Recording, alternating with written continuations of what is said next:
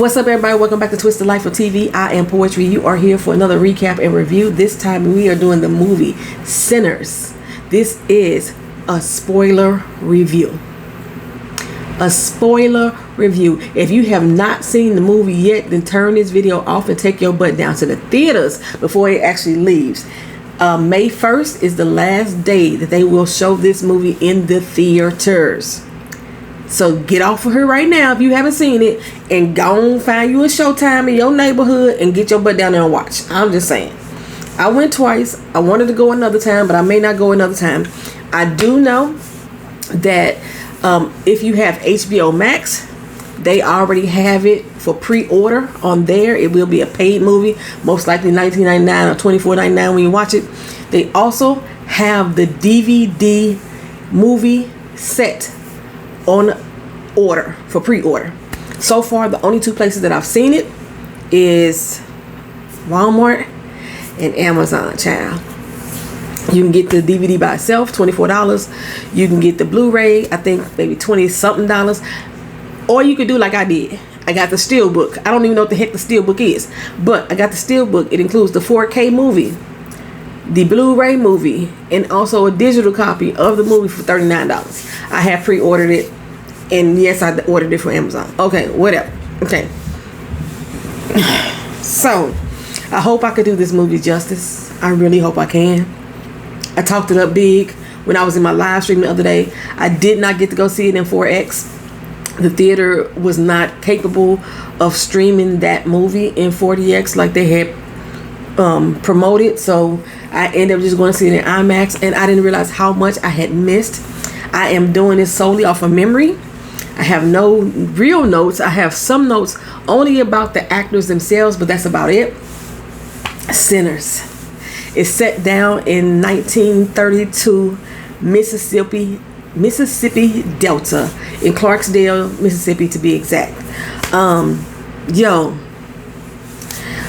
Coogler directed it, and I must say that so far there has not been a project that I have watched.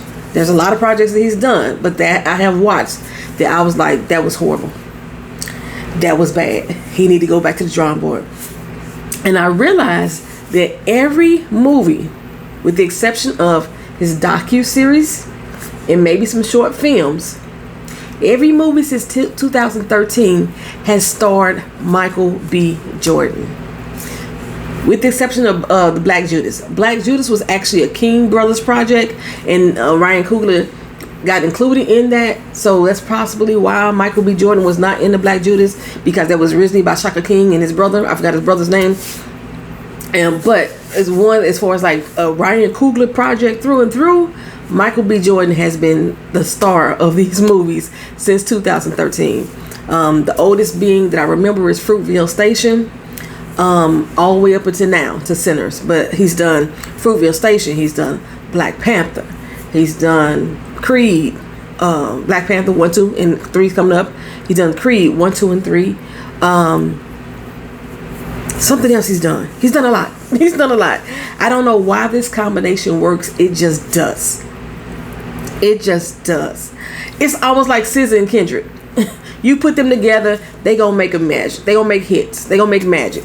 And that's how I feel about Ryan Coogler working alongside Michael B. Jordan in this particular case. So I'm gonna introduce the characters. We got Count Catula. Wanted to be front and center for this review because this is about his people. You know what I'm saying? So anyhow, the story is kind of focused on a family, a family of people who include friends. You know how we be friends with people for so many years, we started calling them family. That's pretty much what this little crew is about. So we have Elias and Elijah Moore. They are also known as Smoke and Stack, the Smokestack twins. Those two brothers are played by Michael B. Jordan. Such a phenomenal role. Whoever did their green screening, their body doubles, their face swapping, did a fantastic job. A lot of times when you see duplicates, a person playing a duplicate role, you don't see them with a lot of interaction because, you know, the green screen ain't matching up, technology ain't got up to that point yet. But in this one, they exchanging cigarettes, they fighting each other, they hugging each other, they doing all kind of stuff, you know what I'm saying? They did a damn good job. Michael B. Jordan did a damn good job playing this role. A couple of things that I noticed about the characters Smoke and Stack. Okay, so Smoke, if you were confused when you were watching the movie about who was who, you didn't know, I saw one other reviewer talk about that he got kind of lost on which person was which. Smoke, you think about smoke, it billows, it's free flowing, you know, kind of out there. That is the brother that was Elijah. He was the one who was kind of stoic, all about business, kind of serious in tone. So you think about him, you think about the character who was kind of opposite of what their name represents. Then we had Stack. You think of Stack, something that's sturdy, something stacked on top of each other, you know, unshakable, unmovable. Stack is the one that was a little bit more free flowing. That was Elias. He was a little bit more free flowing, you know what I'm saying? Everything was everything. He was laughing, he was jovial. He was the one that would date someone that possibly outside of their range, you know what I'm saying? And then his brother was the one that was with the down home Delta Bayou sister, you know what I'm saying? So they had their differences. And I noticed that Ryan Coogler, I don't know if it was intentional, but when he did have them dressed up and they had their hats on, they had the ties on, whatever, one of them would have on a blue tie and one of them would have on a red tie. Stack was the one that was usually in red. Smoke was the one that was usually in blue. Okay, then we have little Sammy Moore. Sammy Moore is also known as Preacher Boy. He is the cousin of Smoke and Stack. He is played by 20-year-old Miles Caton. This is his breakout movie, although he's been in film before. He was in this TV show called Big Shots, 3rd season, what have you.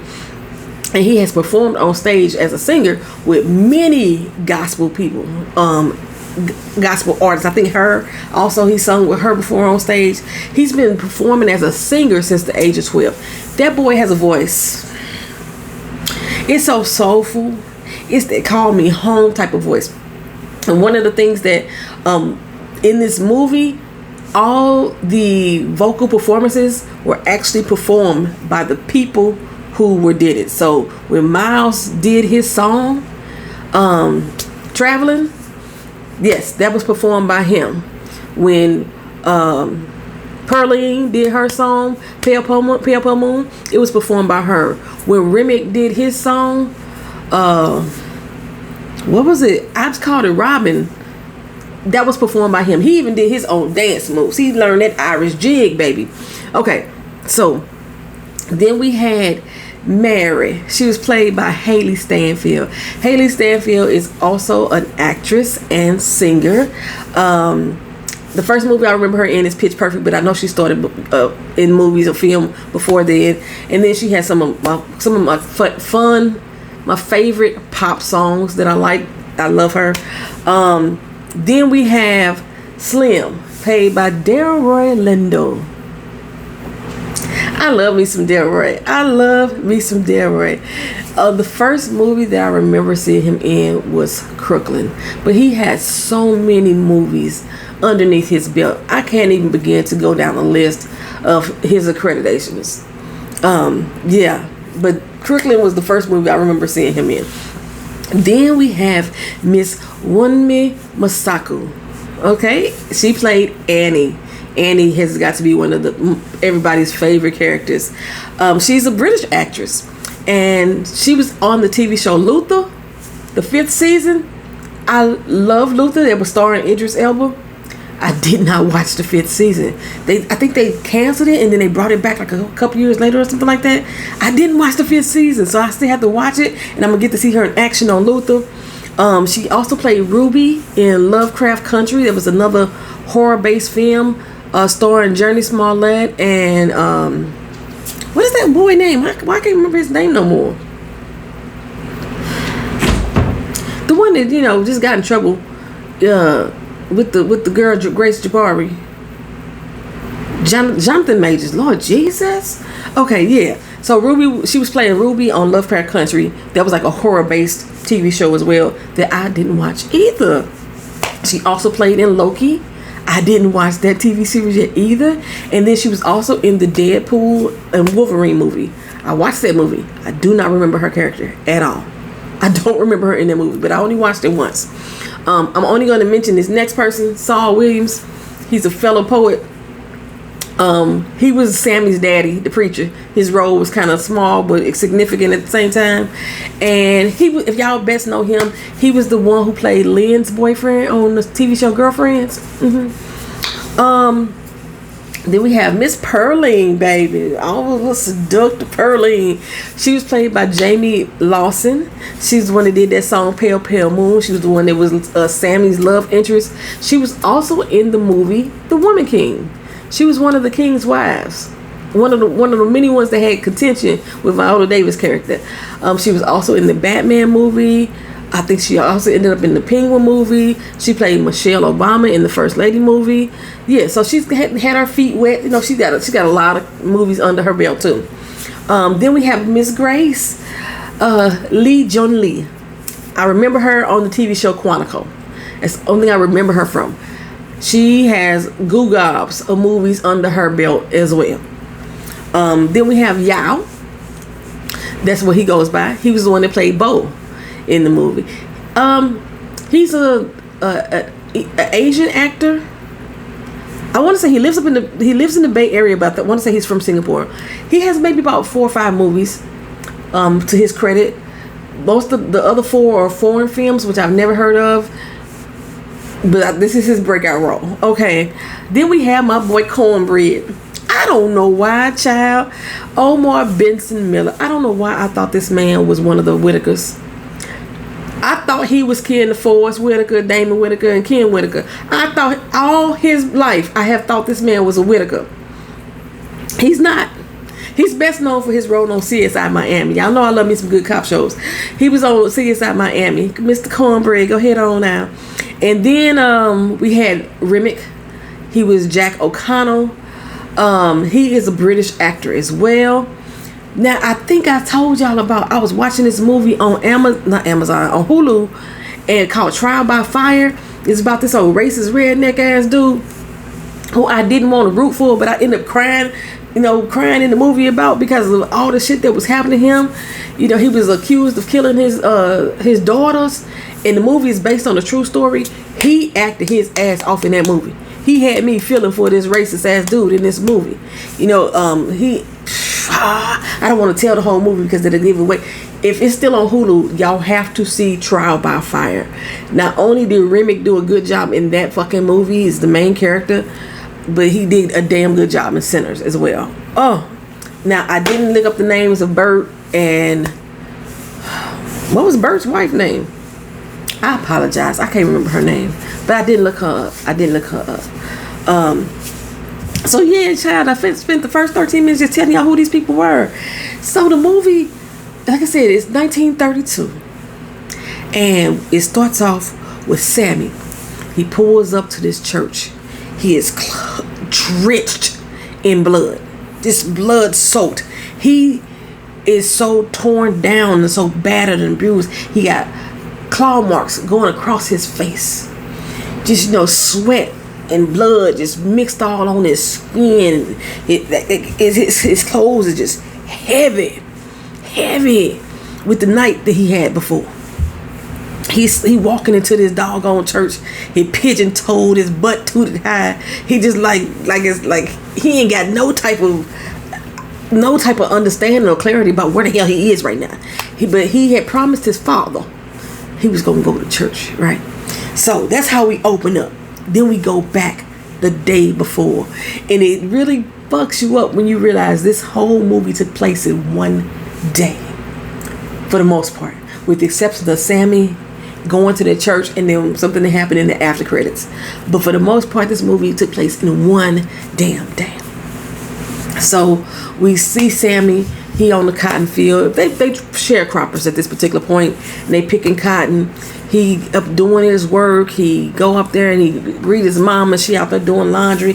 He wake up the kids, making sure they getting ready for whatever they need to do for the day. And then he goes in there to the church to see his daddy, and his daddy has his guitar sitting next to him.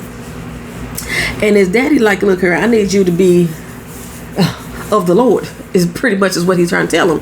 He was like, Dad, look, I done worked hard all week long. I just want to go out and have some fun. He said, so you want to go out there and sing to those sinners who out there sweating and joking and jiving,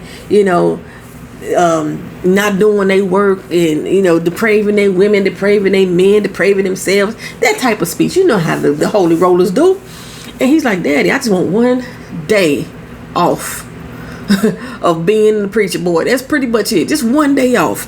His daddy was like, well, look, you need to help me with the doggone sermon. I need you to be here to help me with the sermon on Sunday morning. And so he had him start reading 1 Corinthians, I think it was. And Sammy's going through it. Sammy know the scripture. He know the scripture. He know the word. But he like, but right now, it's time for me to do something else. Do something different. This is what you want to do. This ain't what I want to do. I want to sing. I want to sing.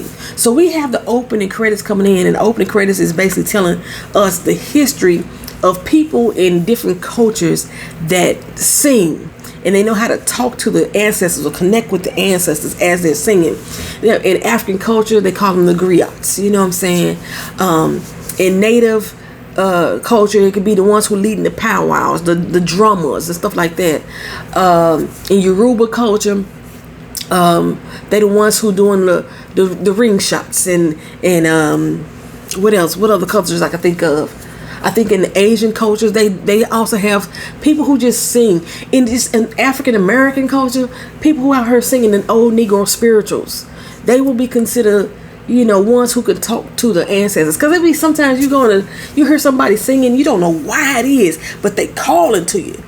Their soul is like, they hugging your soul with their song. And I know sometimes I can go to church and I can hear one particular woman sing, and she bring me to tears. Why am I crying? I don't know. Okay, I don't know. But what the thing of what the narrator was saying, I think that was Annie. What she was saying was, this same person's being able to connect with the ancestors through song, connect with spirits through song, and connect with you and your soul through song, have the ability to also attract evil. Okay, evil people still have ancestors. They still got spirits they dealing with. They still got souls that may be lost or forgotten or still hanging on for whatever. So that's why evil can connect with them as well. And so he was like, I'm gonna grab his guitar. I'm gonna go ahead and go. Okay. And Daddy tell me, look here, you keep on hanging out there with the devil gonna follow you home one day. Okay, just letting you know, the devil gonna follow you home. So he goes outside, and there's his cousin Smoking Stack. They in the little who ride. They picking him up, and they finna go do whatever it is they need to do. They talk to the uncle, you know what I'm saying? Hey, what's up, uncle? And like they promise they gonna get him back safe. He gonna come back home in one piece. Okay. So Smoking Stack, apparently, they just got back in town. They been up in Chicago, hanging with the gangsters. Somebody said that they was running with Capone. You know what I'm saying? They got some little skills. They gutter, they thugging. You know what I'm saying, like that. They all about that, right? But they decided to come on back down to Mississippi because they said Chicago ain't nothing but Mississippi. And I agree. Chicago is just like Mississippi. St. Louis just like Mississippi. It's just they in nice fancy suits, pretty much. The racism still exists. Don't get it twisted. It's still there. Like if you go to any major city, you will see this divide in the community to let you know when you step into a black part of town. Like in St. Louis, we called it the Delmar divide. You on one side of Delmar, it looks all nice and pristine. You on the other side of Delmar, it needs some work. It looks impoverished. It looks forgotten about, dilapidated. And normally, majority of the black folks live on the dilapidated side. So it's pretty much the same, right? So they this video may be long. I'm gonna let you know that right now. So they head off. we learned that they want to start a juke joint. So before we get to them meeting up with Sammy, they had already had a meeting in town with this man called Hogwarts. He reminded me of Boss Hogg from the Dukes of Hazzard. And they talked him, or they negotiated into buying this sawmill. They ended up with a bag of loot. So we know that they done did something wrong to get this money. Because what black man in this day and age got that type of money? 1932, and he got a bag full of bills. You know what I'm saying? $2 was a lot of doggone money back in 1932. So the white guy ended up selling them this sawmill. But something was off with this sawmill. You know, the floors was dirty, and they couldn't tell what was the floors was been stained with. And Hogwarts seemed very eager to make this sale, okay? But he made a mistake and called one of them boy. And Smoke was like, ain't no motherfucking boys around here. Ain't no boys around here. You better watch your tone, sir. You better watch your tone. And Stack came around and was like, you know what? We got money though. Definitely ain't no boys around here. We men, grown ass men with money. Okay, so they made the deal. They bought the juke joint, and they told Hogwarts, don't bring your motherfucking ass around here no more. Don't come back around here. This is gonna be the last motherfucking time we see you. You know how sometimes that you go buy something from white counterparts back in that day, and then they try to shake your ass down for more money and make you pay a tax for being there and shit like that. So they letting him know ain't none of that finna go down. Smoke had already told him, look here, I'm former fucking military. I will get at that ass, need be. Okay, they already with straps. You know, Smoke had his little strap on him. Stack had his nice little knife. It had some brass knuckles on it. Had a nice little hook. Like he had that on him too. They was ready. They bought that life. Okay, they bought that life. So old boy sold him what he needed to sell. They went to go pick up Sammy. And now they on the road trying to get shit together for the opening of this doggone juke joint. They had already hid the vehicle off into the woods. They had all they pot liquor and whatever else liquor they stole from Chicago. They had that over there with them as well. Now, at first I didn't understand the significance of the snake. The snake pretty much was the alarm child. The snake pretty much was alarm. I've seen a lot of people talking about, oh, that snake was a representation of what is about to come. The evil was coming. That snake was their security system. It was the security system. They finna unload and unravel this truck, and then Sammy lifted up the thing and moved the little weeds out the way to see what the hell they had in there, and that snake was about to get at that ass. And, and Smokestack took the snake out. Okay. So they rolled on down the road, and they decided they got to split up. There's a lot of shit they got to do. The Hogwarts was behind on coming to them, selling in the building, so now they behind, and they got a lot of ground to cover. So Smoke decided to go off with Sammy, and did I just say that wrong? Smoke decided to go off on his own, and Stack and Sammy rolled off together.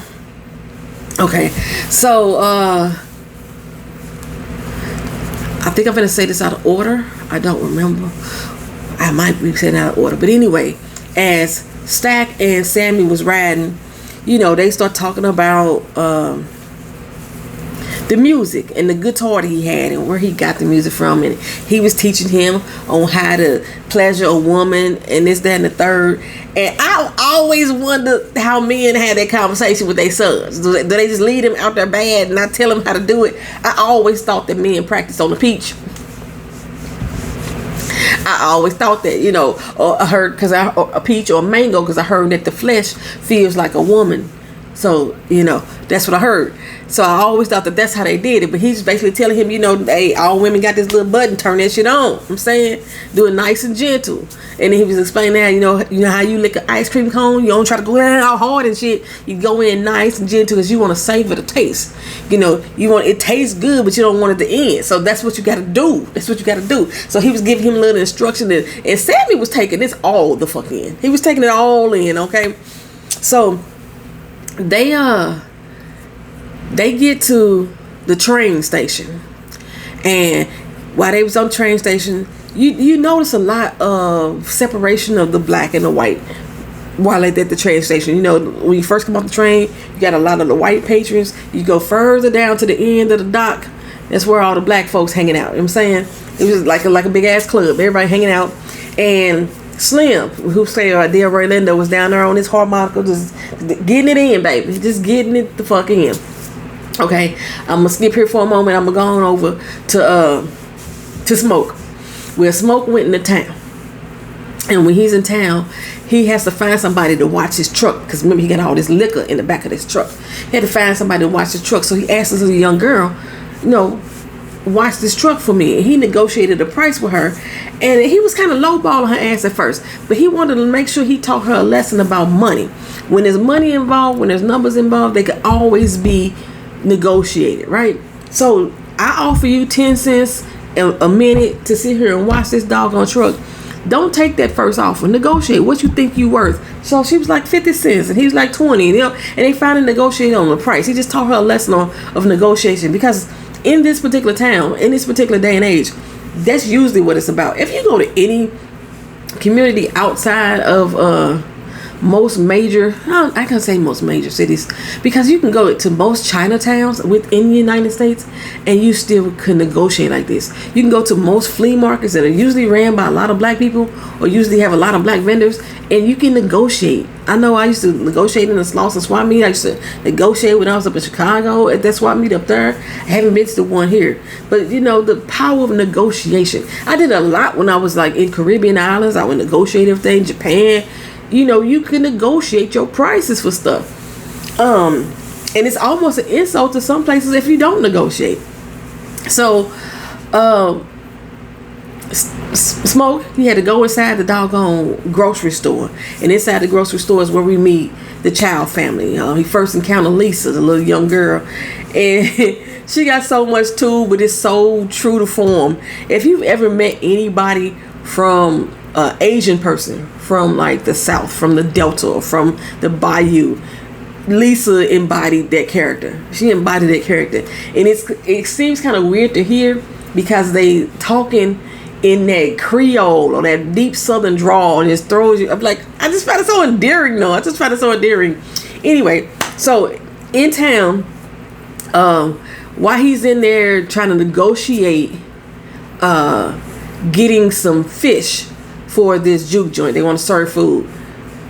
Black clubs, black juke joints, the strip club, chicken, fish, best ones in town, I'm telling you. And he trying to negotiate this. The little girl outside blow the horn to let him know somebody out there fucking with your truck, right? So he come out, just know, I love the fact that Smoke don't ask no motherfucking questions. He came out like pow, pow, pow, right? So he shot the dude that was in the back of his truck. Come to find out it's somebody that he know. It's somebody that he know, child. Somebody my mama calling. Hold on, let me pause this real quick. Okay, and so come to find out, like I said, somebody that he knows. They've been gone for 7 years, but they still have a reputation in this town. And so when the dude realized that it was one of the twins, he was like, "Oh shit, my bad. I didn't mean to rob your truck. I didn't know it was yours." And the girl like, "Bullshit, you lying. I told you." Well, I thought she was lying. So the other little dude that was with him, that was trying to break into the back of the truck, he ended up kind of like running off, right? But he didn't go far, you know. And so Smoke said, "Well, pow pow." He shot him too. He's like, "What the fuck you shoot me for?" He said, "Because I can't let no motherfucker on the streets say that they almost robbed me and got away and didn't have a limp to show for it." So, but in this particular time, when you shoot somebody like that, you usually take care of them, especially if somebody that you know. So he went back into the store and he talked to Bo again, and he like, "Can you fix him up?" He was gonna pay him some dollars to go and patch these men up, so that way it keep hush hush. Ain't nobody gonna say nothing to nothing about nobody. They get patched up, they gonna be all right. And his truck is still safe. Little girl still out there watching it. So Bo had to call his wife because Smoke also wanted like a big banner of sorts to a sign for the juke joint. And Lisa has to go get her mama. So she crosses over the street. And so if you notice in this shot, they are on the black side of the street. They are on that Delmore divide, right? She has to cross over the Delmore divide to the other store where her mama is at serving the good white folks, right? And back in this particular time, most Asian people, and they explain this in the movie too, most Asian people had two stores. One to serve black folks and one to serve white folks, because people didn't really know what they were anyway. So it was kind of accepted by both at the same time. You know, their acceptance level was almost the same by both cultures. So they couldn't have both of them together. They still couldn't shop together, eat together. You know, so they kept them separate. And I noticed that when Grace was across the street, she was like, "Yes, okay, thank you, have a good day," you know. And as soon as she crossed over the street, she got real lax. She was like, "What up, though?" You know what I'm saying? She got real lax, you know. But yeah, I heard that this was like commonplace. That a lot of the Asian cultures, when they came in, they opened up stores down in the South, across the side, up and down the Mississippi, not just the Mississippi Delta, but up and down the Mississippi. That they had two different sides because they was able to cater to both sides. So I thought that was like a really good, accurate portrayal of the Asian culture and how they blended in with the black culture in the South during the 1930s. So, no, they negotiated again. He negotiated with her about the cost of the sign, and you know, they packed up everything, and everybody about to go head out and go off to this juke joint. So, why is my phone ain't got no charge? Hold on. All right, so the sound quality has changed. So before y'all tell me why your sound changed, my sound quality has changed because I had to unplug my mic because my phone was dying and I need to have my phone charged up. So we off. Smoke is off to his next destination. Bo and Grace, which is his wife, they're now off to head towards the juke joint. So down back at the train station, they're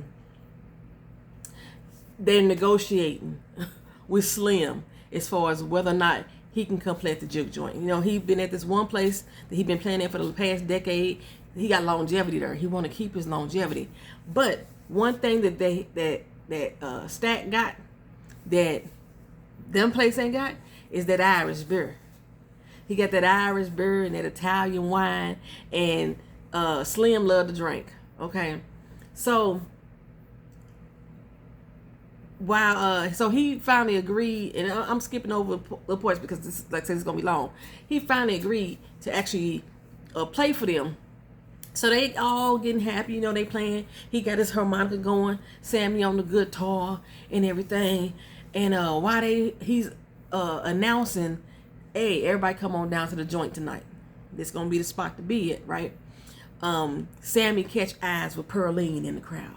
Now, Pearline happens to be a married woman. We never saw her husband through this whole movie, but she got a liking for Sammy, you know, little young Sammy. And Sammy said, "I ain't that young." I ain't that good either. You know, Sammy had a little game. I was like, where's Sammy get his little game from? Sammy had his little game going on. So, you know, he was flirting with Miss Pearline, and Miss Pearline turns out that she's a singer. And he had seen her around the way sometime singing.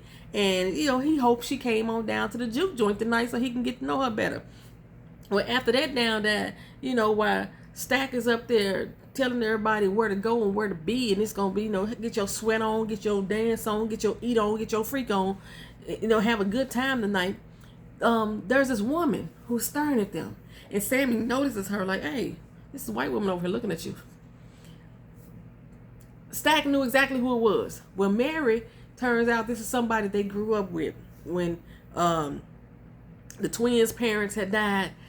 That her mother ended up taking them in and helping them raise them, you know, to, I don't know what age it all happened, but she took them in. And Mary was kind of pissed off, like, "Y'all, my motherfucking mama just died and y'all ain't even come to the funeral," okay? But she was more mad at the fact that, you know, she gave herself to Stack. She gave her mind, her body, definitely her body to Stack. You know, he fucked her so good that that's all she could think of for all these 7 years that his ass been gone up to Chicago. And she was angry that she didn't have that good dick no more. Okay? Especially since he told her that he loved her. But while we're here, he telling her, like, "Keep your ass away from me." You know what I'm saying? You a married fucking woman. Go on some goddamn word. Okay? Like I said, I know I'm jumbling this up. Mary is married to a white man.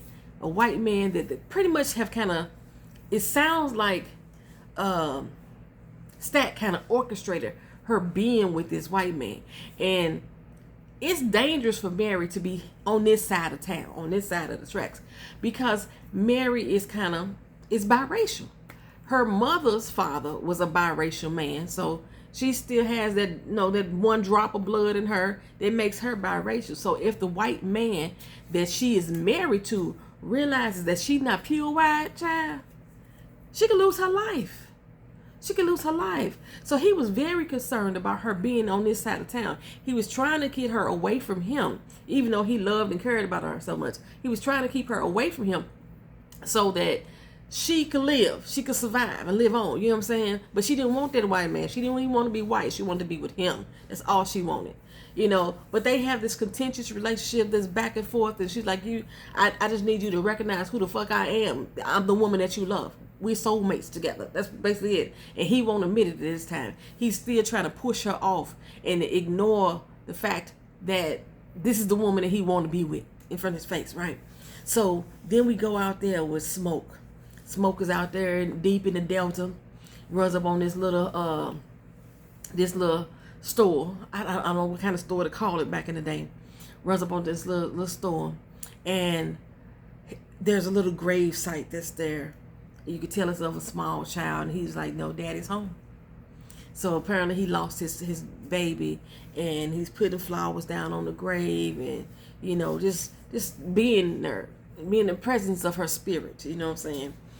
And then Annie comes out the store. Now Annie, she's I don't want to call her my voodoo priestess, but she's my root woman. She's my medicine woman. She believes in the power and the healing of the ancestors. She connects with the spirits. She prays. She creates healing herbs to the mojos, medicine women. That's pretty much what they was. In later years they call them witches, voodoo priestesses. You know what I'm saying? But if you think about it, a lot of those practices we still do today. We just don't want to put a name to it. We still do. Why do y'all take communion? Y'all eating this cracker and drinking this wine to represent the body of Christ and his blood. That's almost the same as taking a tincture. If you get sick right now, a lot of people, what y'all go drink? A hot toddy. Just a little bit of corn liquor. Some honey and some lemon. There's a lot of things that we still do today that have been taken from our ancestors and incorporated into everyday life, and people shun it. Like when she was reading the bones and people read tea leaves, okay? I read tarot cards, and they want to always associate that with evil. No, it's not evil. It's part of our fucking culture.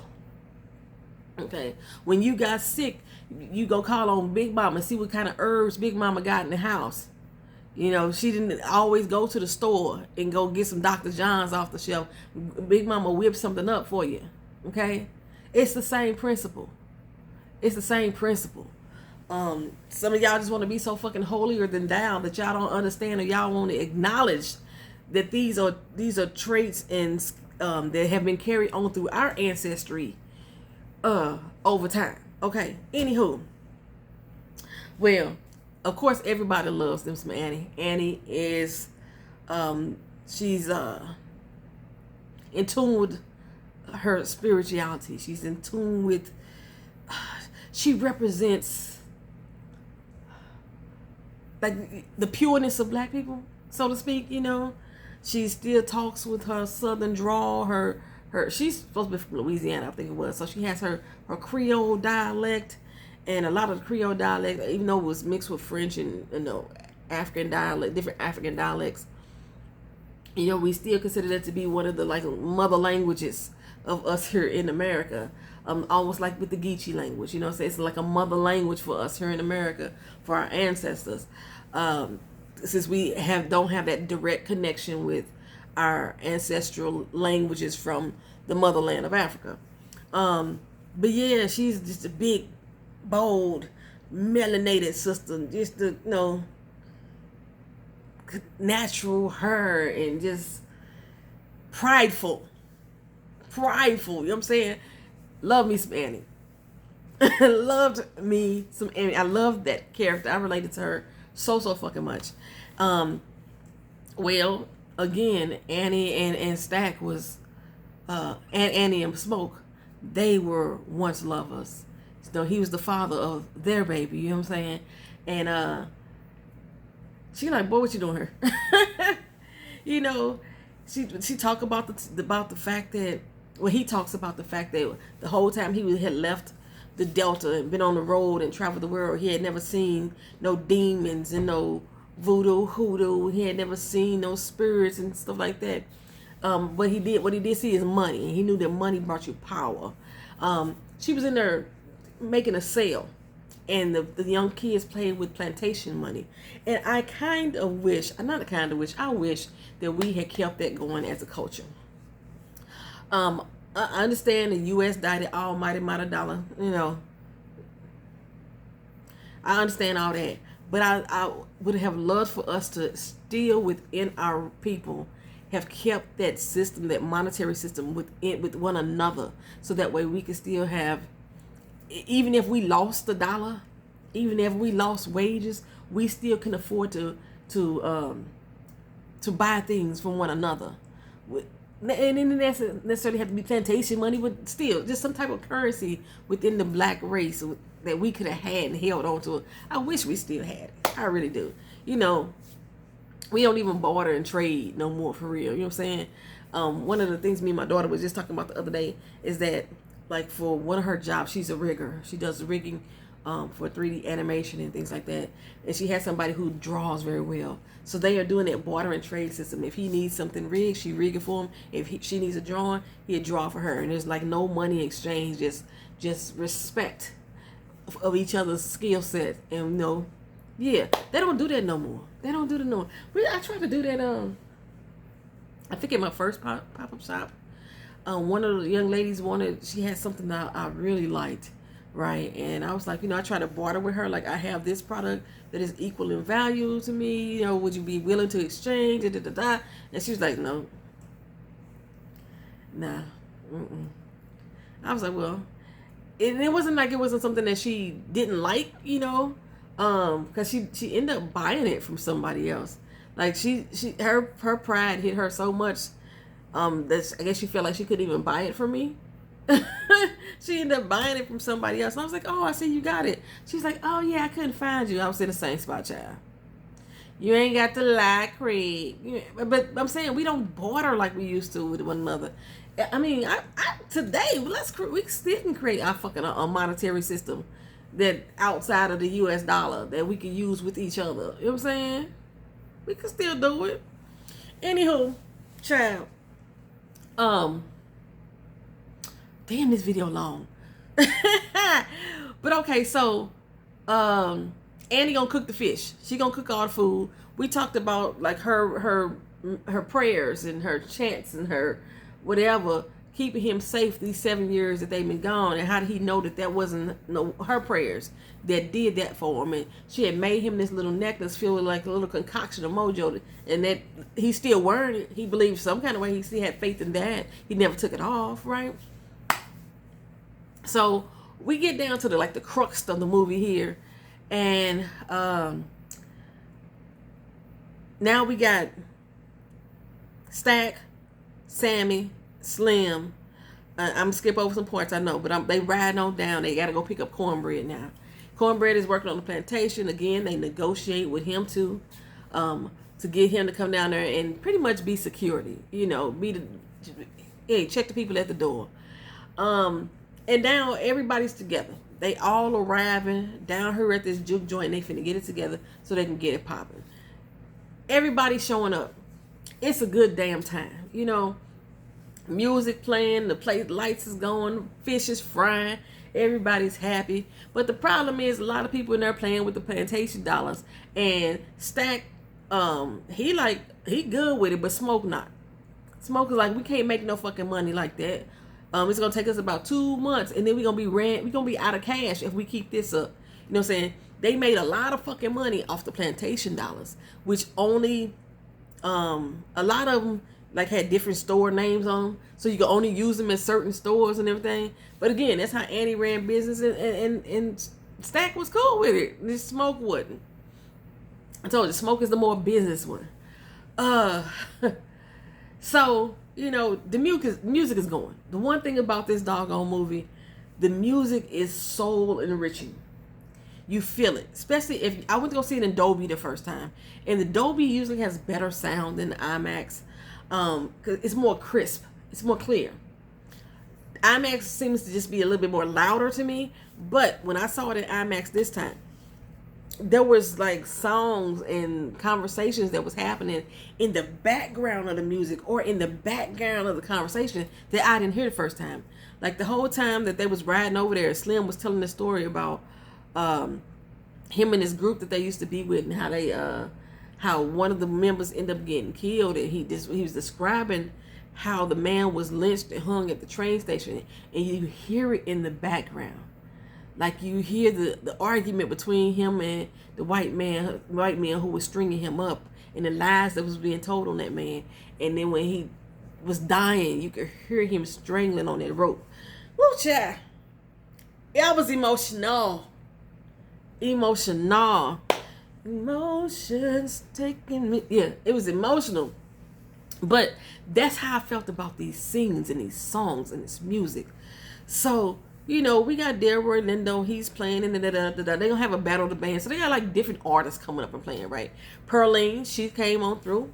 Mary came on through. So now everybody is in the building. We got Cornbread at the door, Slim is on the piano, Sammy on the guitar, Smoke and Stack working the floor, Annie in the kitchen, Grace in the kitchen. You know what I'm saying? They all doing a damn thing. And then Mary and Pearline come in as guests.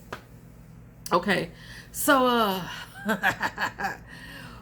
well, they get to, I'm going to jump on into Sammy's song, y'all. Traveling. Now, he had sung a little bit of this song on the way there to let Stack know this boy can sing. And like I said, it's something to touch you when he starts singing. And it's soulful, and it's gritty, and it's, ooh. And Delroy Lindo, his character, I don't remember at the point in time he said it in this movie, but he said, they could take a lot of things from us, but they can't take our soul. Blues is our soul. The blues music, we brought this here with us. This came from Africa with us, okay? They can't never take that away from us. This is our music. We're connected to it. And as he's singing, Sammy get there and he starts singing his song, and everybody's dancing, and you just feel it. I mean, you see the sparks of the fire and the flames is going up in the air as he's singing and dancing, and it's just like, you just hear it all this, everybody clapping, and they breathing, and they sweating, and they feet stomping, and it's just going. And then the fucking juxtaposition started to happen on the screen.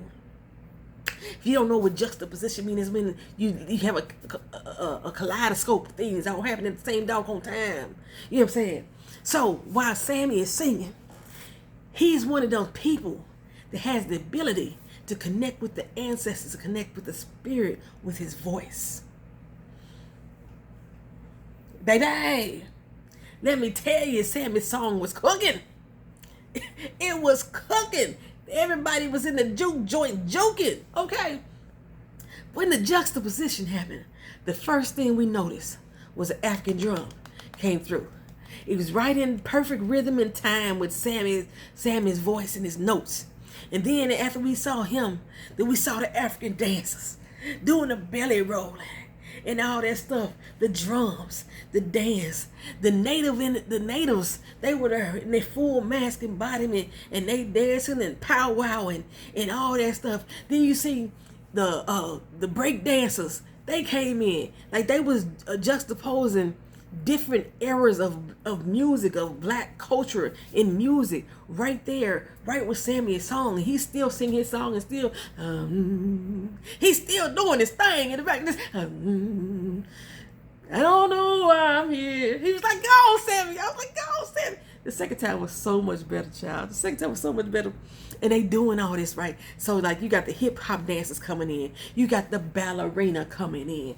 You know, then Grace decided she wanted to dance. You know, she pulled old Bo out of his card playing game in the back. And they get on the floor. And then once they get on the floor, then you start seeing all the Chinese. You know, you see, what is it called? I'm just gonna call them dancers, but I know it's called something else. When they had the white makeup on their face and their hairs up real stiff and they in their kimonos and they got their wooden shoes on and they met all that going on at the same damn time. You even got the twerker out there and everything stayed in beat and on time. And I was just, I felt it in my spirit, chat. Both times I saw this movie, I felt it in my spirit. My eyes started to well up. My face hurt so bad. I was like so smiling so much, and I'm up here just dancing with them, and I'm feeling it. And you could see it in the theater. Everybody that feels music like we feel music, they was all in there. You know, somebody was in there doing it's like feet was stamping, hands was clapping. The girl next to me was like, well. There was a point like earlier before they even got to the June Joy, like I said, when Slim was telling his story about what happened with his friend, and after he got done talking about the story, you know, he just started saying, he did that. Sometimes you gotta moan to make you feel better. Sometimes we gotta laugh through the pain, but sometimes you just gotta sing. And then that's how I could tell a lot of good singers. If I could hear you humming and you singing, I know your ass. I mean, you humming and I know you carrying tune while you humming. I know your ass can sing. And he was like, all right, you know, they like, you better get that guitar on in there, get it on in there. But Sammy was going. Sammy was tearing the house down. The roof was on fire. I mean, literally on fire. I mean, it wasn't literally, but it was literally in a literal sense with the ancestors, because he was calling everybody, baby. Everybody was coming on home. You had from the beginning of time to now, and everybody was on that dance floor, mixed in with all the people who came to the juke joint. So you had all the ancestors and the spirits in the building. Just go. But like they said in the beginning, that same thing that talks to the ancestors and the spirits can also attract evil. Where earlier in the day, as the sun was beginning to set, this man just dropped in and out of nowhere. Body just all burnt up and just steaming, okay? He rose up on this house and they cocked the gun on him like, what the fuck you doing here? Don't come back here no more. We don't need your kind around here. And he like, help me please, Lord, help me please. Them engines done got me. So he said, they already killed my wife, you know what I'm saying? Like that. And like, ain't no engines around her. Ain't no engines been around this part a long doggone time. And he convinced these good white folks with the KKK. You know, he was a grand master in the background. He saw that and he knew he had the right house, and he led into their racism. He fed into it. Then he fed into their religiousness. You know, usually it's the white Christian nationalists that's the one that's the most racist. He fed into that where they invited him into the home. Now, if you know anything about vampire lore, you have to be invited in. If they don't invite you in, you usually can't get harmed. But they got him. He got invited in. And right when he got invited in, the sun went down. The sun went down some more. It was still a little bit daylight left. And who came knocking on the door? The engines, the red man. They looking for him because they was probably trying to put him out of his misery. They was gonna send him on the glory if they could, right? So the lady, damn, what was her name? I can't remember her name, and I apologize to the actress, and she did such a fucking phenomenal job as well. You know, she held her gun up like, hey, he ain't here. Gone about your business, right? And they was like, well, if you let him in, it's gonna be trouble. He ain't here. Gone about your motherfucking business. And then so the old boy in the back was like, hey dog, the sun going down, we need to roll out. So they went ahead and left. And you know, she was calling her husband Bert to come to the door, and Bert hadn't came. Like, I'm up here with these motherfucking engines at the goddamn door. You don't know if my safety is in jeopardy. So she goes through the house looking for Bert, like, Bert, the engines came, but they gone now. Bert, get back into that back room. It's dark as a motherfucker. All you see is red eyes. It's red eyes. It's Remick. That's his name. The vampire. His name is Remick. He's sitting back there, mouth all covered with blood, slobber, shit dripping all down his fucking face and everything. And he was like, She looked over and she saw Bert on the floor, dead as a motherfucker, and she screamed. Whoa, he's like, hey, calm down. Calm down. You know, Bert got up. Ah, hey, baby. Had a little southern baby. Hey, baby. Had a little going on, right? So you already knew the remix was finna make them family. It's all about family. Her, all about family. Okay, but now they done got themselves together, and they've been called. Sammy's song is singing. It's elevated, it's radiating, it's doing all the things. They go down there into the juke joint. And like I said, the house is on fire. The roof is on fire. We don't need no water. Let this motherfucker burn type situation going on. And Remy can see all the souls and the ancestors inside the building, commingling with the other people that's inside the building, dancing and having a good doggone time. And they just need to get inside. They being called by Sammy's voice. Because Remy just wanted to see his ancestors too. You know, vampires gonna live forever. Okay? And they lose a lot of people along the way. So he just wanted to be connected with his ancestors as well. So he needed Sammy's voice to sing for him. Because he could try. You know, he tries all the time. But he don't have the ability to call the ancestors and the spirits like Sammy do. He can't be with his people like he used to. He needs Sammy. So they go knock on the door. Or they go up to the door. And Cornbread like, hold on. Fuck y'all doing here? I think y'all at the wrong doggone place, right? So they had this little back and forth about, I just want to come and sing, have a good time. We got money to spend. We a band. We can even play. You know, we can even play. They went and got Smoke and Stack from the back. And everybody came to the door. Smoke, Stack, Mary. I think Grace came too. Smoke, Stack. Yeah, basically everybody came to the door. Even Slim came to the door. Like, who these crackers at this fucking door? Nah, y'all can't come here. Y'all got the wrong idea. And they had just had the conversation about the money being off. So, you know, it's like, damn, well, we gonna finna pass with this money because we don't want them here. And then they started playing. They started singing that song about, you know, they done took off Robin's skin. They would have did more, but, you know, the skin was tough or some shit like that. They couldn't get in. I don't know. The song was weird as hell, but it was catchy at the same damn time. Right? And they playing their little banjo. I mean, they had a whole little fucking routine. They had it going on, but it was like it was like square dance type music. You know what I'm saying? Y'all used to square dance back in elementary school. Okay, so anywho, child. So, was Smoke? Smoke was like, nah, they can't come in here.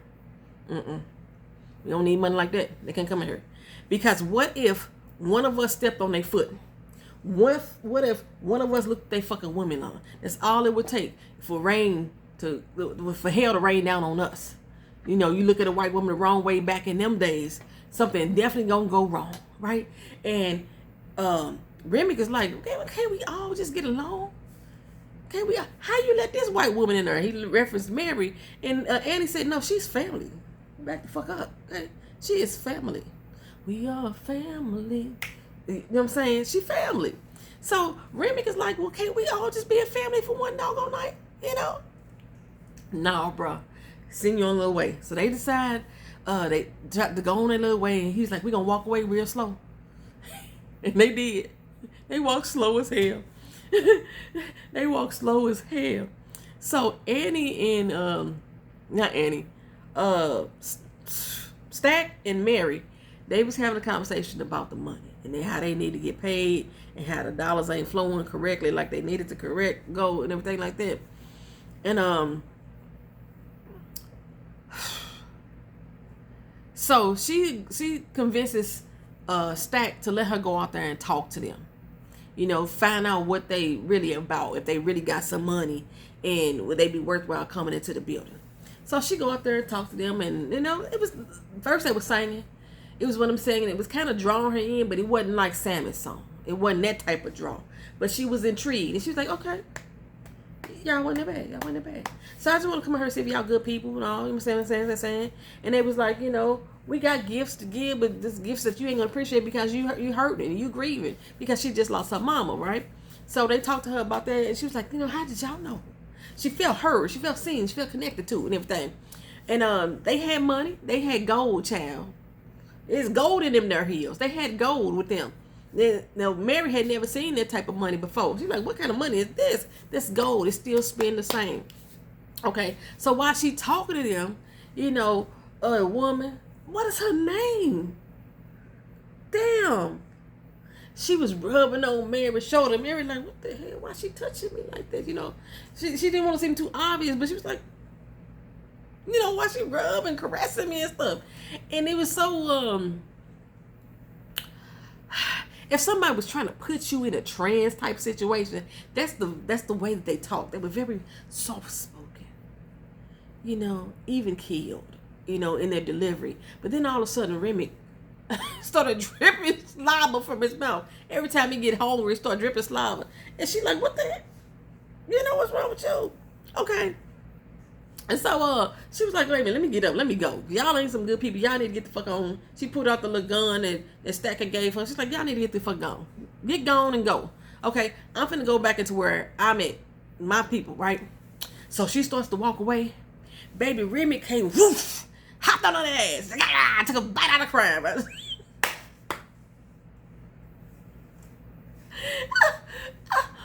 That was one of the jumpy moments. I had the first time I watched this, I only jumped twice. Second time I watched this, I jumped 6 times. Why the fuck was I jumping so much and I had already seen what was happening? Maybe because it was in IMAX. It was like right there at me. Okay, anywho. So Mary goes back to the club, right? She done been bitten. Once bitten, twice shy. Keep one eye open for the bad guy. I keep singing. Okay. She goes back in there and she talking to Cornbread. Remember, she's now a vampire. And the vampires have to be invited in. Well, she's talking to Cornbread and he, just chatting like, how the fuck you get out there? Like, I'm thinking you didn't see her walk out that way. But anyway, she walked back to the door and she say, well, if you gonna move your ass out the way, let me back in. He's like, go on in there, right? So she goes in. And Pearline is on stage. Now, child, Pearline is singing Pale, Pale Moon. This is a sultry, sensual song. And she got the body movements and the body rolls. And she got the child, I was in love with Pearline doing that damn song. She cat crawling across the stage, got the little slinking back going on, walking like a goddamn puma crawling across the stage. And she's singing the song. And then at one point in the song, everybody just stomping. And you can see him, everybody jumping up. Just like, just through the whole damn song. And she just like, it's just, I was like, I'm just saying, it's doing it. And all this going on. And then Mary come in. She finds Stack. And she's like, look here. Let's go and do the damn thing, right? So in the meantime, there's some trouble in the back. There's this guy up here, like, got some loaded dice. And Smoke got to go back there and handle him. So him and Bo go back there to handle him. And a fight ensues. One dude gets sliced in the face. They whoop that dude ass. While they whooping his ass, every time they kicked him, every time they stomped on him, and Pearline on the stage, just jumping, singing, back breaking, and they beating the dude. And then Grace and Annie looking over there trying to figure out what's going on. The window shut, so they can't see no more. So they go back to the tension on the dance floor, and everybody dancing, and everybody grooving, and then Mary pulls Stack in the back. She mounts him. And then at the same time, the drool start dripping. He like, baby, what the hell wrong with you? And she like, you want some of this? And then she dripped the spittle in his mouth. And I was like, ooh, it's nasty. She was mounted on top of him now. And so they needed Smoke to come on in there and go get a Stack so we can help handle the rest of this and figure out this mess and get this all settled out. So he sent Sammy, because one dude, they done beat the fuck out of him. They had to get him out of there. They sent Sammy to go find him. Go find his brother. He goes there to that back room. And the back room that he was in earlier. Let me back up for a minute, y'all. Because earlier, I missed this whole little scene. I don't know how I missed the scene.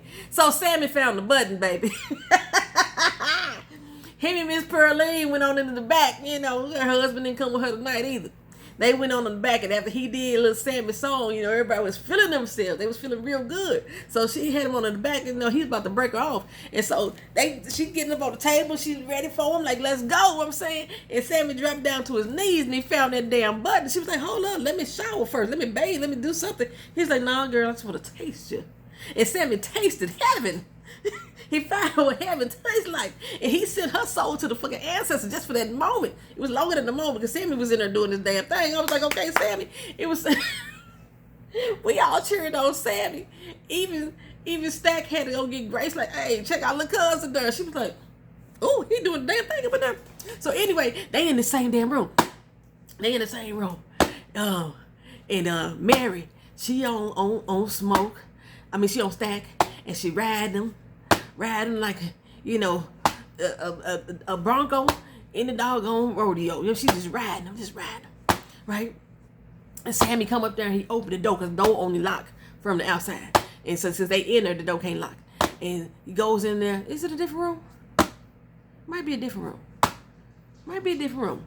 I don't know. But anyway, he opens the door and he sees that Mary in there doing her damn thing. She got her back really in motion and everything too.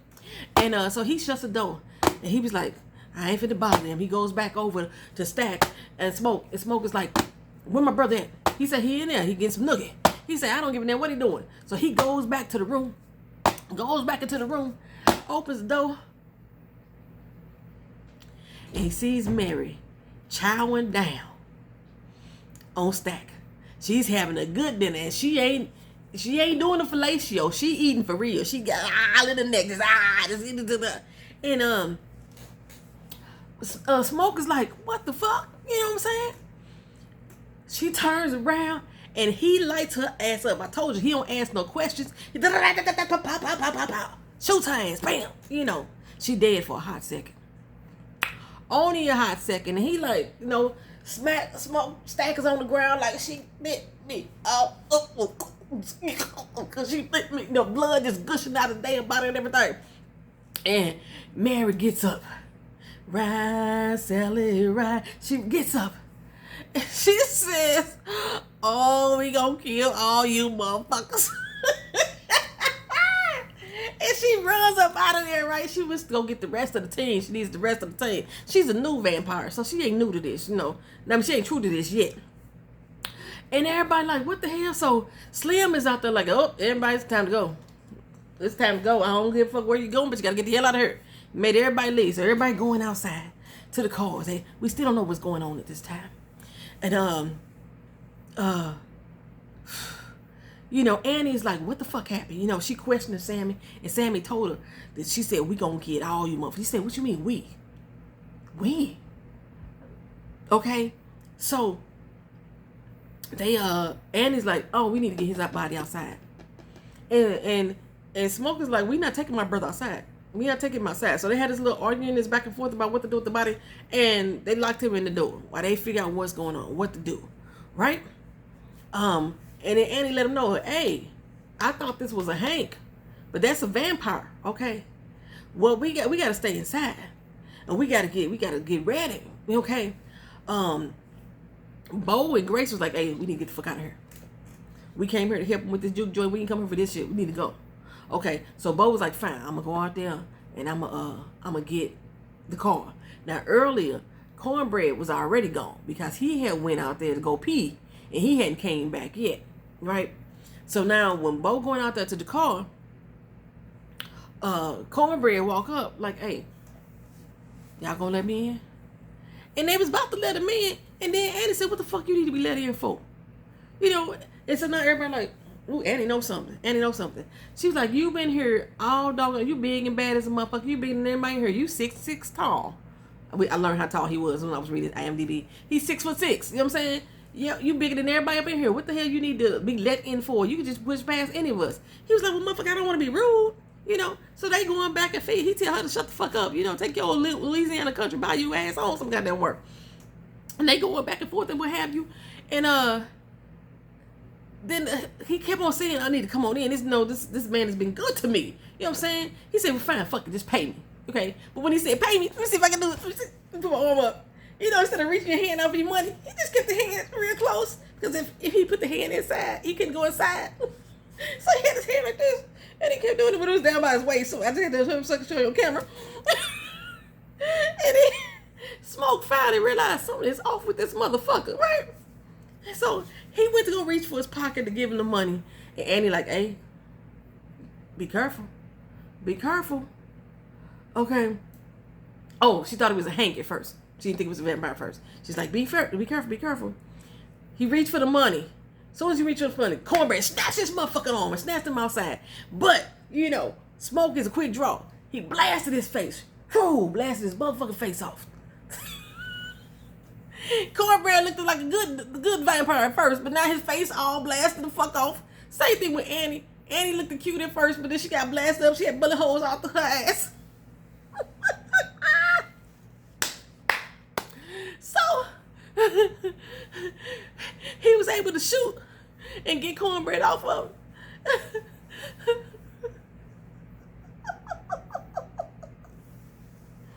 Oh, and then they was able to lock the doors back. So, of course, now Annie was like, okay, that's a vampire. That ain't just a Hank, right? So they getting ready. They getting the wooden stakes. Anything that's silver that they could do, you know, the garlic. Because I think somebody came in. Was it? Did she save? Somebody happened. I think was it Cornbread? I don't want to. Was it Cornbread? I think when he was fighting Cornbread, this is how after he shot his face, Cornbread jumped back up and tried to come at him. And so Annie had already ran off to go get this pickled garlic, right? And she threw that pickled garlic at his ass. And it was like, I gotta go. You know what I'm saying? So Cornbread's face was fucked up. He had been shot, had the garlic and everything. And, so yes, Annie was like, they vampires. So they got to get ready. So they ready and all their stuff, getting all their weapons and everything. And Grace realized the bow was still out there. My bow got to come back in. And they were like, no, we can't open the door. We ain't letting these motherfuckers in. We can't invite him in. If he out there, he probably, took care of himself already. And he good. And I think, did we hear Bo calling?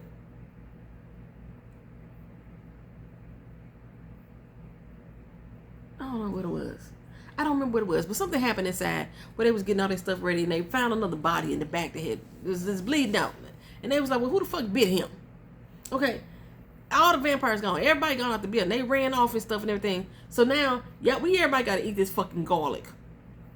And Daryl, so they all eat the garlic, and Pearline didn't want to eat it because she's like, I don't like garlic. I don't like the taste of it. This, that, and the third. Slim was like, I don't want to take this fucking garlic. So Slim took it. Slim was like, and they thought he was chaining them. What the fuck happening? What's going on, Slim? What you doing? He was convulsing and shit. Well, he had drunk too much, baby. And the pickled garlic with the liquor wasn't working well together. So that's why he was like struggling. But he got the Pearline and she was still refusing to take it. So Smoke pulled the gun out like, hey, no. You finna take this shit right here. You finna take it. And everybody is taunting her, and Sammy even trying to stick. But Sammy tried to stick up for it. He just popped Sammy in the damn mouth. Like, shut the fuck up. She gonna take this motherfucking garlic. Baby, when she took it, she struggled so bad to get that shit down that she almost lost her fucking life. But wasn't nobody in there, the vampire. So we trying to figure out how this dead body get there. So they was like, well, fine. We need to get him outside before he actually turns. And then Annie had a conversation with Smoke, like, look her. If something happened to me, if one of these motherfuckers happened to kill me. Okay, of course he didn't want to do that, but she was like, let it could be dead. Cause she throwing the doggone bones, and the bones keep talking about she ain't gonna live. She throwing the bones down, and they keep coming back out the same way. So she like, let them know, you gonna have to take them out. So I can go on and be with my daughter, because if I get turned into a vampire, my soul get trapped. My baby's on the other side waiting for me, and she waiting for you too. So make sure your ass get there as well. So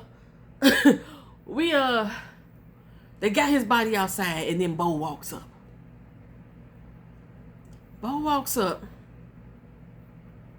Or was it Cornbread again? Oh, it was Cornbread again. We got him outside, and all of a sudden he get up or something like that, and he started knocking on the door. He wasn't really dead, dog. He was just drunk. And so he knocking on the door and everything. And they was like, hey, let me in. And they realized that they had put a man outside that was really loud. They tried to open the door, let him back in. Cornbread swooped his ass in and got that motherfucker. Cornbread was all on him, all on him. And then Bo walks up, like, hey, baby, how you doing? You know what I'm saying? He talking to Grace. He trying to get Grace to come on out. Like, we got to go back on home and get Lisa and this and another. And we forgot that their daughter Lisa was still at the store, right? So, they, Grace was toggling back and forth like, I need to go out there with my husband. They was like, no, we can't let you out, sis. You know, just we gonna ride this out to the morning because the sun come up, the vampires will be gone and shit like that, right? And they was like, don't you see this motherfucker over here killing this dude right here? He was like, oh, Cornbread, he all right.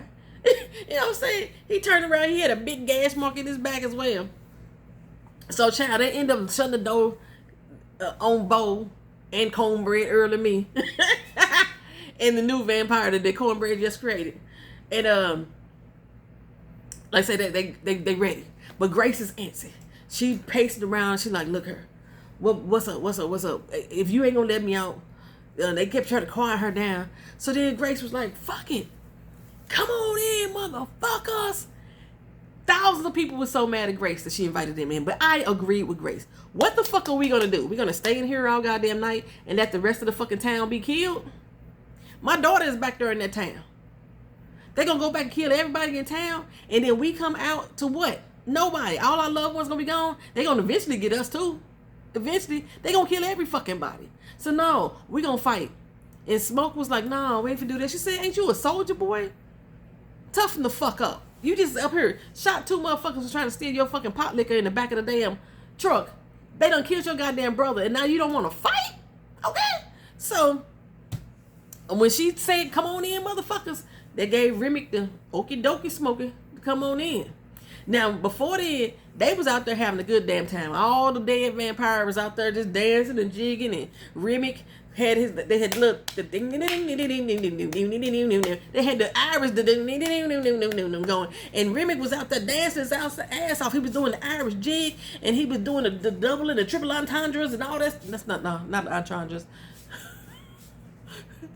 What they call him in dancing? Entendres is music. Anyway, child, you know what I'm talking about. He was doing all the little moves, just the ding ding ding ding ding ding ding ding ding ding. He was dancing his ass off, and then all the black vampires around him, just dancing and jigging with him like, shoo.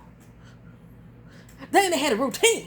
But he still couldn't call the ancestors like Sammy. So he needed Sammy. Okay?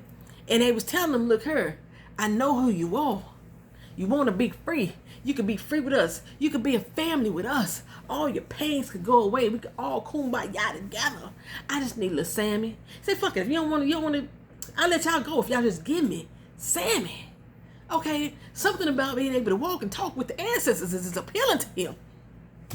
And Sammy almost went, but then no. But when Grace said, everybody come on in, everybody come on in, last one out, you gotta find a friend or some shit like that. I forgot to knock. Everybody come on in. Last one out, gotta take in. Oh, that's double dutch.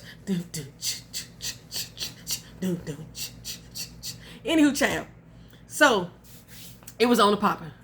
When she said, all y'all motherfuckers come on in, they all came in. It was a stab fest going on. It was stabbing and the killing and the jumping and the blowing and the band and the fact that everybody's fighting and the hooking and the hollering and moving to blue, you know, Annie fighting, you know, Stack fighting, Bo fighting, Cornbread fighting. Everybody's ding ding ding ding ding ding ding ding ding ding ding ding ding ding. They all fighting, just fighting away, child. And who had killed first?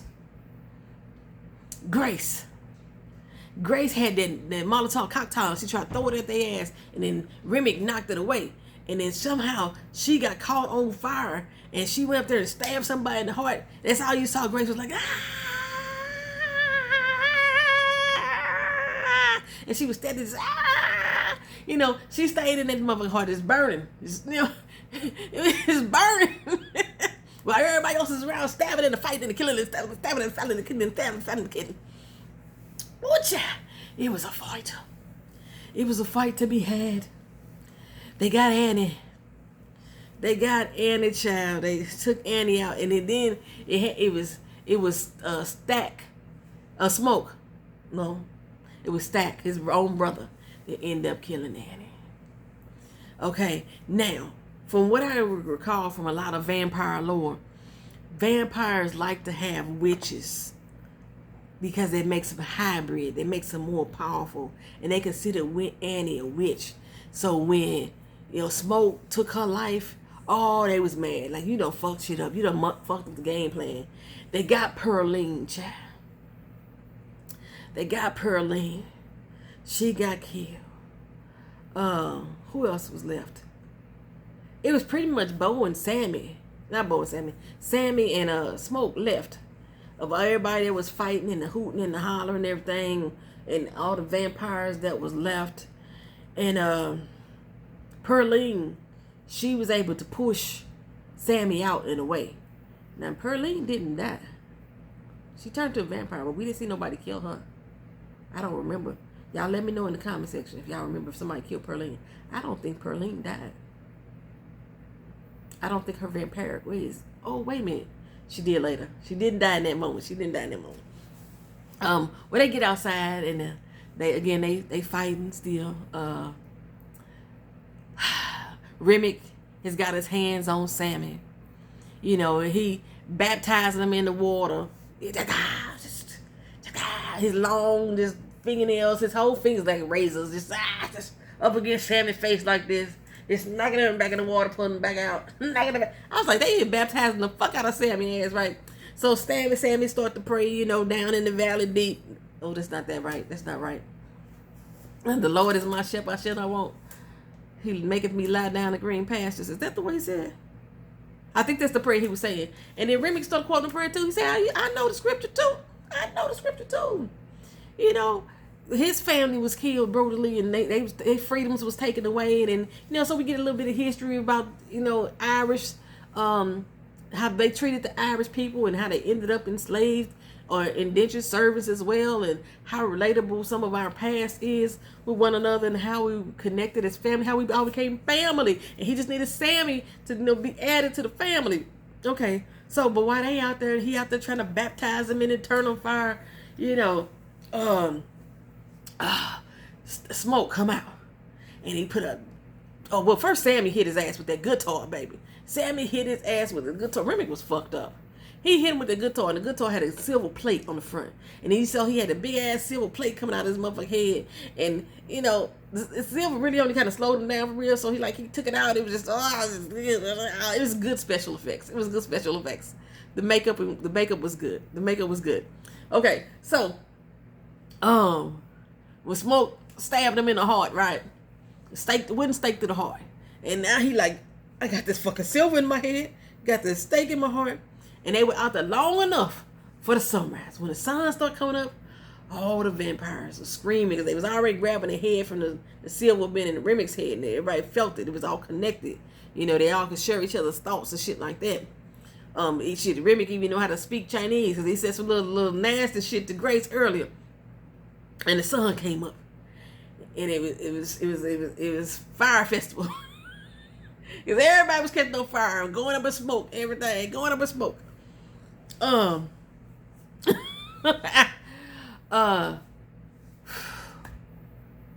Who else? There's a scene I'm missing. I know I'm missing, and it's kind of important, but I think I'll probably get back to it later. Anyhow, child. After that was all over, Sammy and was left there with his cousin Smoke, beat up, battered, bruised, and everything. And Smoke said, "I got one more thing I need to handle, right?"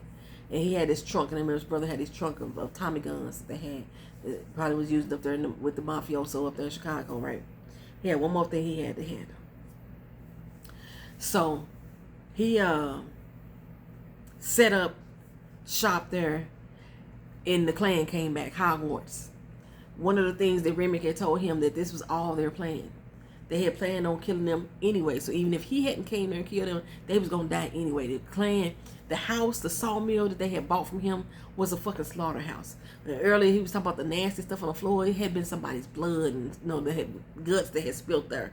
And they was basically finna set them up to kill them. So it was about 20 of them showed up to come take them out. Well, Smoke had set himself up in the woods, because remember he was an ex-soldier. Set himself up in the woods, and he had his little machine gun, and he was a rat-a-tat-tat that ass. Rat-a-tat-tat that ass, you know what I'm saying?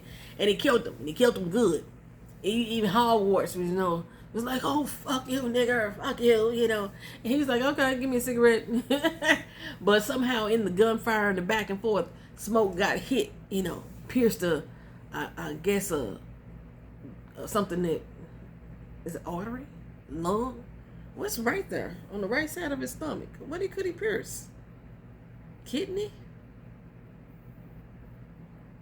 I don't know. He pierced something on that side where Smoke was losing a lot of damn blood. And then he ended up dropping to the ground with his gun down there.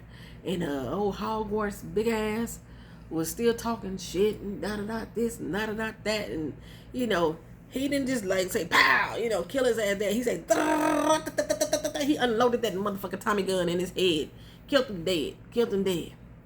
You know, because he was talking. He was sitting there and he was dying. And then all of a sudden, Annie and the baby appeared, you know. He said they was waiting for him on the other side. And she said, you know, bring your ass onto the other side as well, right? So while he was talking to the baby, he wanted to hold the baby. She was going to let the baby reach out so he could take the baby, which would let them know he was really dead. That's when Hogwarts started talking more shit. And then he said, all right, he lit that ass up then. He lit him up then. He killed him dead. And then he went on to glory himself. He died, child. He died. So then we get back to the opening scene where Sammy is pulling up to the church house. And he walks in the church, like I said, all beat up, battered, bloody, walking pigeon-toed with his ass tooting high in the air, scars all on his face, and just looking disfunct and everything. He opens the church doors, and his mama says, Sammy! She had a deep-ass voice. But that was his mama. Sammy! Okay, so, and then the daddy said, no, calm down. Come on in, son. At first I was like, what the fuck, you invited me in? You don't need. It's almost like his daddy knew. His daddy knew something, you know what I'm saying? But he invited them on in, but it was a good thing because Sammy, it was daylight, so Sammy wasn't burning, he wasn't on fire, so his daddy must have knew he wasn't a vampire, but I think his daddy knew something.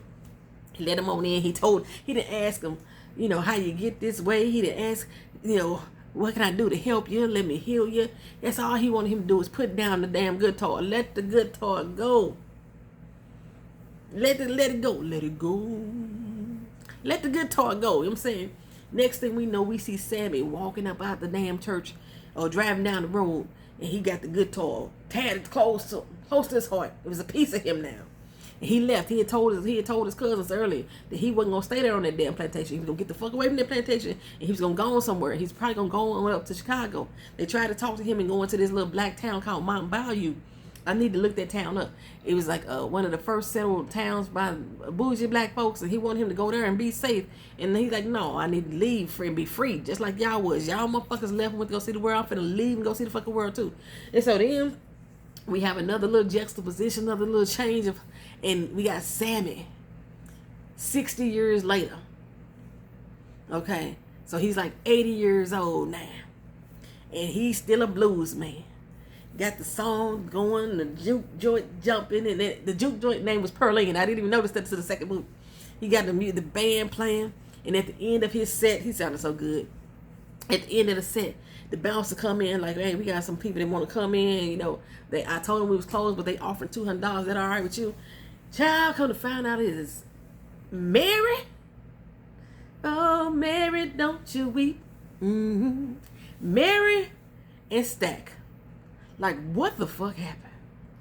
Okay, so Stack and Smoke had a fight, right? They was tumbling in the jungle. They was fighting hard. There was a point in time that you didn't even know which one was which, except that Smoke had on full white clothes and Stack had on the black vest, and they was fighting. And then it got the best of Stack. You know, he was on top of him. He was about to drive that stake through his brother's heart.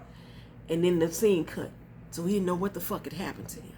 Next thing we know, we saw him out there putting that same stake through the heart of Remick when he was baptizing Sammy in the water, right? Now, Annie, doing the whole fight scene, when they was shooting off the rounds and pow, Annie ran off. But we didn't see her run where she ran to. All I know is when the sun came out tomorrow and everybody burnt to crisp, Annie wasn't nowhere around. They still alive. We'll come to find out, Stack, he couldn't bite his brother because Smoke had that mojo around his neck that Annie had made from him. So it was like he wasn't gonna ever kill his brother. He couldn't touch it, you know. And his brother made a deal with him: as long as he never harmed Sammy, he would allow him to live. So somehow Stack and Annie reunited. I'm assuming they went and killed all the townsfolk. That's what I'm thinking. And here it is, 60 years later, still looking as young as they want to be. It's 1992. You know, he got his high top asymmetrical fade going on, and she out here looking like Gwen Stefani with black hair. And they come to the club and they talk about how before the sun went down, that was the best day of each other's lives. And Stack was like, yeah, you know, that was the last time I seen the sun was the last time I seen my brother. Okay. And that's how that was the end credits. And then the next thing we seen, we go back to a flashback with Sammy singing in the church, you know, this little light of mine, he's gonna let it shine. And he was just getting down. That is it, y'all. This is a long ass recap and review. And I know I missed some stuff. But you should go see it.